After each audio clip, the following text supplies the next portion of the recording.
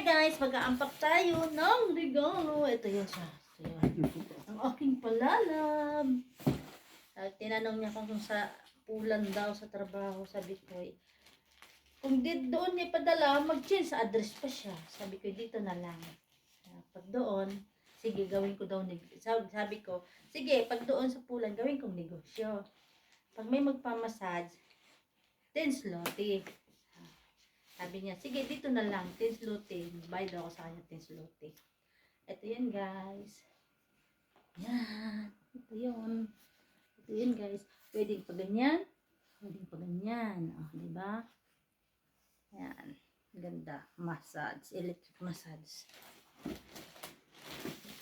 Tapos, pwede ka nakahiga dito. Dito sa sofa. Sofa ko to. Inagaw ko sa kay Chia, aso. Tapos ito din, guys. Ito yung control. Ayaw kong sirain pero masisira man siya, uy. Masira man siya. Ito, guys.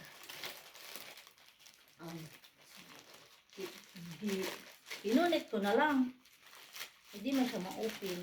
Hindi man siya tanggal sa kanin siya, guys. Oy! Saksak.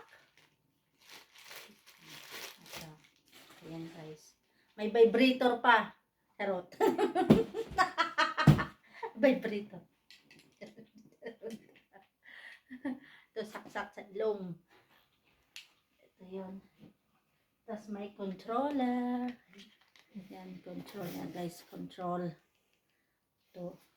Tapos ito yung charger niya. Ito din, oh. May kasama pang vibrator kayo. Charot.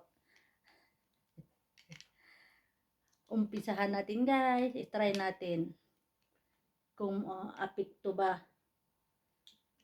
sa likod. Kung mawala ang ating sakit sa likod. Pwede ka humiga sa sofa. Pwede pa ganyan. Pwede rin pa ganyan, guys. Oh.